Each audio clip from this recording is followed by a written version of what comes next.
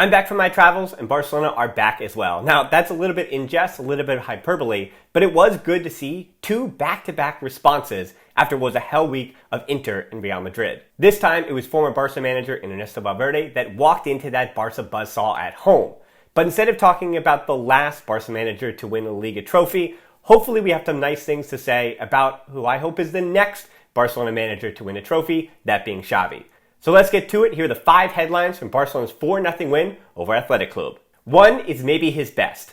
I'm talking about Ousmane Dembele here, the player that every time everybody sells their stock on him, it's time to buy it right back because he has a game like this. Because he is that player that is capable of anything at any moment, whatever he adds to a game, as we always say, under Xavi, Ousmane Dembele is maybe his primary, most important player because when he's on his game, Barcelona are an unstoppable force. When he's off it, not much happens for Barca, and there's a lot of crosses. Of course, the numbers don't lie here. 1 goal and 3 assists. When he's producing like that, they are unbeatable when Dembele is providing finishing product. But it's also the smaller stats that were really impressive today from Dembele. He was really controlled on his dribble attempts, 2 of 3 on the day, which again is pretty small of a number, 4 key passes. He was also 4 for 4 on his long balls on the evening, as well as winning almost half of his duels. He lost the ball 16 times a day, but as you remember, the number that you really want to keep it under if you're Dembele, who's consistently being asked to take on and take on and take on responsibility on the wings, is around 20 to 25.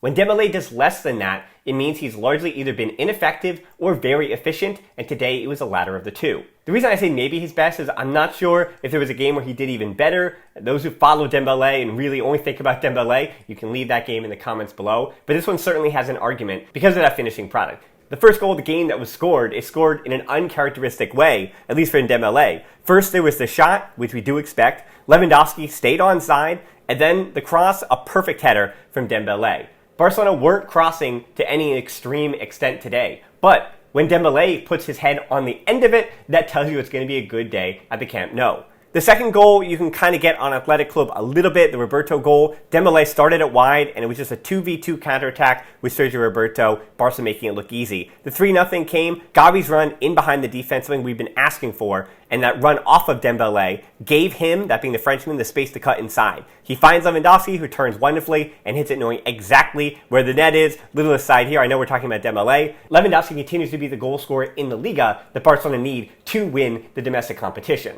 The only problem that's going to come with a performance like this for Dembele is I think fans are going to expect this game after game after game. You have to understand that now I know people want to throw out some of those sites like the Who Scores and the Sofa Score and things like that, and that's totally fair. Use those stats to make sure that the eye test that you saw and what you believe happened in the game, I guess that is confirmation bias, but sometimes stats do back up what we were seeing, just like I use the numbers right there. But those overall scores they give, right, a 10 of 10 or a 3 of 10 or a 5 of 10, those aren't really indicative of how a player is playing. But I will say that on a number of those sites, Dembele was 10 of 10 in this game.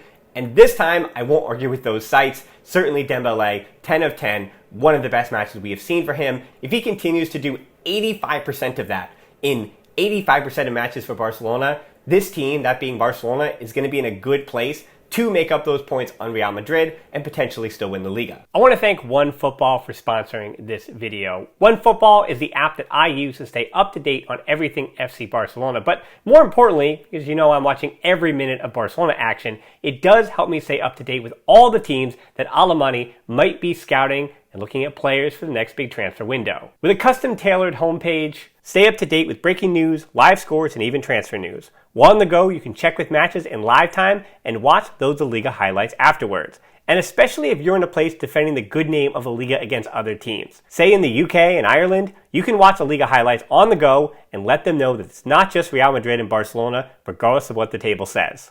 So use the link down in the description below for a free download of the OneFootball app on Android or iOS to put all your football in one place. And you also help out a tiny Barca channel like this one too. Thanks again to OneFootball. Now back to all things FC Barcelona. 2 is definitely his best. Coming into this game, one of the big matchups that I was excited to see was Alejandro Balde, Barcelona's starting left back, and I think Xavi's also got that idea and would agree with you, against Nico Williams, the 20-year-old for Athletic Club who has been one of the most exciting wingers that the Spanish division has to offer. Not only did Alejandro Balde win the long game, that being the full 90 minutes against Nico Williams, but there were 3 select moments from this matchup where Balde, I don't know what that says about Nico Williams, but he was the least effective player on the pitch for Athletic Club, while Balde was as strong as possible. Sure, his finishing product and his final ball isn't what people want at this moment, but he does everything else at such a high level. That's why he's a starter for Barcelona. Again, Alba, better at crossing the ball in, which can be really important when Barcelona are in a jam and do need some kind of miracle, where they need that ball in the box because the team is putting all 10 guys in there, or you have a team that's really, really good at counterattacking,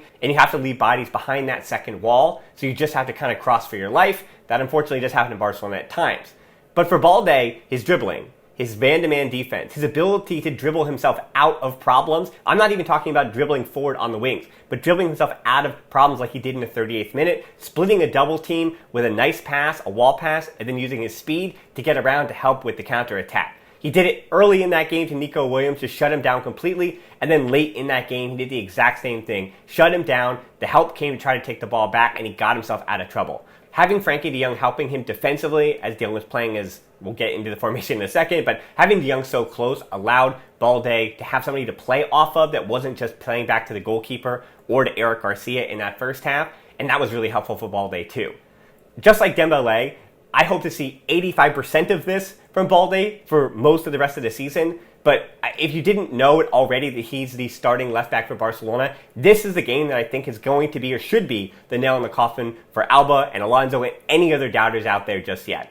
I was slow to him and I wanted to be patient with Balde, but as I've said many times, it was easy to pat yourself on the back on such a prodigious talent, but he's been good or one of the best players in the academy for a long time now. I know he's only 18 years old, but it's been a few years now that you've kind of been waiting to see if this could reach his potential, and he is well on his way. Somehow, he went in the last 2 years from falling behind that track to being not only on the right track to be a starter and be a good player for Barcelona, but he is currently the starting left back for Barca. 3 is all the midfielders. Now to talk a bit about Frankie de Jong and friends, that being Sergio Busquets, Pedri, and Gavi.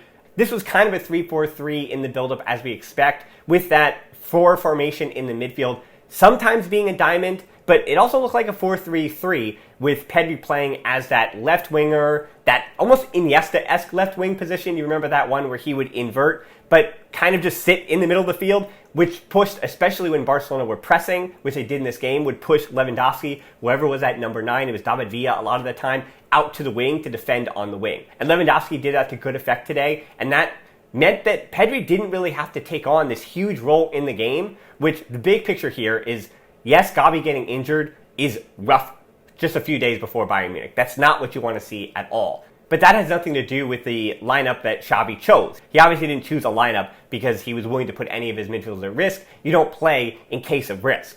But with Busquets and de Jong and Pedri and Gavi all on the field at the same time to begin the match, and then Kessié even playing almost 70 minutes coming on the 33rd for Gavi, you do wonder what midfielders are going to be fresh and healthy against Bayern Munich on Wednesday. And there was a huge risk to this because there was a world where Barcelona has to fight like they do against Athletic Club so often. They have to suffer and they get beat up quite a bit against Athletic Club, and then they're limping into Wednesday. But as I said, with the exception of the fluke injury to Gavi, Pedri was able to kind of take it down to second gear. He even came off the field, which is great for Pedri. Frankie de Jong, the same thing. You felt like he could have influenced the game even more if he needed to, but he didn't need to on the day because, again, of how special Dembele was. That's helpful, and the fact that Barcelona were putting the ball into the Athletic Club net. It's very helpful to allow players to kind of get into second gear. Busi wasn't really great in this game, but I don't think that affects what we're going to see against Bayern Munich, unless that Gavi injury is a real worry. We've heard that it isn't, but if it's not Pedri and Gavi and de Jong against Bayern Munich, which is what it should be on paper, then we likely will see de Jong playing as an interior and Pedri and Busi, because those are the 3 best midfielders in Xavi's eyes at this moment. We even saw Pablo Torre in this game. There was a moment late on when it was Bellerin and Rafinha and Pablo Torre warming up, and the worry, of course, was going to be Pablo Torre. He may not get minutes here, and if he's not going to get minutes when his team is up 4-0, well, then that's a concern for the player moving forward. But unfortunately, that late injury to Sergio Roberto, with Pablo Torre being the 5th sub, meant that Barcelona up 4-0 were really just defending in those final 10-plus minutes that Pablo Torre was on the field. So as this left winger / midfielder, he was kind of just defending for his life, didn't really have too much to do. But that does back up what Xavi has said, that he wants to get him on the field, wants to get him a little bit of action, and that he is earning it in training. And there was something, I don't know if you missed this, but Xavi did say he picked up a knock in training right before that game against Villarreal, and he would have got a run out in that game too. So Xavi being transparent that he does want to give Pablo Torre minutes is indicative that Xavi is meaning to play him. And unfortunately for Barca Athletic, who were utterly smashed today, Chadi Riyad might be staying down there for a bit. Not a good day at the office for him under Rafa Marquez. And if Xavi doesn't feel like Barca Athletic need Pablo Torre, which it seemed like today they did, then that means that he does want to use him in the first team. 4 is overlapping runs. I do want to reiterate this quite a bit, because against Inter, who were playing 5 at the back, which is a lot different than the shambolic defensive effort that Athletic Club put in, which again is really interesting, because Villarreal and Athletic Club were 2 of the top 5 defenses in the Liga heading into these matchups, and then Barcelona absolutely smashed both of them. 4 at the back just was not good enough for either of those teams. And as I said in that little match review against Villarreal, there is this argument that Inter were playing 5 at the back, that Real Madrid, of course, are elite at playing at the counterattack, and their defenders are just all out better than what Athletic Club can put on the field. But Barcelona were much better today at overlapping runs and creating space for Dembele to cut in field. Yeah, the second goal, as I had already mentioned, was rough for Athletic Club, allowing Sergio Roberto to kind of waltz right in. They had one eye on Dembele, but even if they brought that second man a bit late, and Roberto was just wide open, it was a good finish. It seems like all his finishes are with contact coming, sliding in, and again, sad to see Sergio Roberto go down with that late shoulder injury if he's out for any bit of time. What is a shame is that of those 4 captains in Alba, Piqué, Bussi, and Roberto has been the most serviceable and has been the most useful this season. So I don't know what that says about the other captains or if that's just a compliment for Sergio Roberto. So I think I'm going to be positive after this result and say it's a compliment to Roberto. But either way, Athletic Club poor defending for Roberto and Dembele making the most of it. And it's because Roberto was working hard to get around Dembele. And we saw Gabi making really positive penetrative runs in behind that backline for Athletic Club, even if he didn't receive it. He was working tirelessly to make those runs in the first 33 minutes before he came out of the game. But by that time, Athletic Club were already kind of broken down. Kessié, this is where I worry a little bit because while he was doing the same things, it seems like his chemistry with his teammates isn't what it needs to be. And I think that's maybe the primary reason why Xavi isn't using him, because he's doing all the other little things right. He's driving with the ball, he's getting forward, he knows where the pass needs to be, but it's just not happening quick enough. And it does to me seem like a chemistry issue, a timing issue. And you hope that, as I've kind of defended so many of these new recruits, it does take a little bit of time to get comfortable with how quickly the ball moves at FC Barcelona. And then, while it wasn't necessarily an overlapping run, it was a run in behind the defense from Ferran Torres for that 4th goal. Dembele feeds him perfectly. And it does say something, too, that when Barcelona are using the center of the field for that final pass, it's a lot easier to shoot when you're right in front of the goal, running onto a ball. We saw Lewandowski do it, and we also saw Ferran Torres do it. Those are goal scorers. And Ferran Torres, something may have been unlocked in him. We knew that his best position is probably as a false 9, but if Lewandowski is going to play almost every minute, it's hard for him to get even a moment on the field. But if there is a role for Ferran Torres, Lewandowski should probably at 34 be rotated occasionally. And Ferran Torres, if the left wing isn't for him, if the right wing isn't for him, it's really interesting to me that Xavi still, with that forward line, because of the things that have gone wrong in the Champions League and not so much in La Liga, I feel like we're constantly dealing with more questions than answers. Ferran Torres answers questions in La Liga, as does Ansu Fati, as does Dembele. And where Rafinha fits now, having been on the bench for the last 2 games, is he playing against Bayern Munich or isn't he? Who are you trusting against Bayern Munich?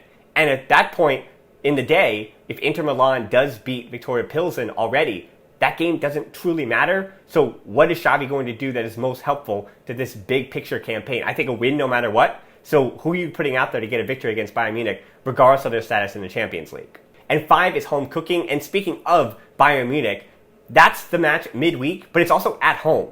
And yes, the Champions League results at home have not been what Barcelona wanted, that being just the Inter Milan result. But other than that, the Spotify Camp Nou has been an absolute fortress for this team. We're talking mainly in the Liga, where they have yet to concede a single goal. Now, Ter Stegen did make things interesting late in that game. It took 2 goal line clearances from the Barca defense to make sure that Ter Stegen walked away with another clean sheet. But hey, so even if Ter Stegen occasionally is going to do something like that, I think there were in years past in the Liga that you'd know that ball is going in the back of the net. But Barca's defense has definitely cleaned up. They've been more aware. They've been stronger this season. Even at that point in the game, where you're talking about arguably a tired Bussi and Eric Garcia playing as the right center back, Marcos Alonso playing as the left center back, and still Barcelona were able to keep that one out. So obviously the mood is going to be a bit mixed on Wednesday. Going against Bayern Munich after you may already be eliminated in the Champions League is going to feel a bit weird. There are no moral victories when it comes to results in football, so on the same day when you're likely knocked out of the Champions League, even a win against Bayern isn't going to feel like a complete victory, but I think it should, and I go into that match as positive as possible. After Villarreal and Athletic Club, Xavi knew he had to shake some things up. He knew he had to, not even individual players, but he knew he had to try some things different. And he cracked the code against Villarreal, figured out what was going to beat them. And then Athletic Club, it had to be a bit different because Athletic Club are different, and he cracked the code again. So can he now crack a third straight and the hardest code to break, but that is Bayern Munich.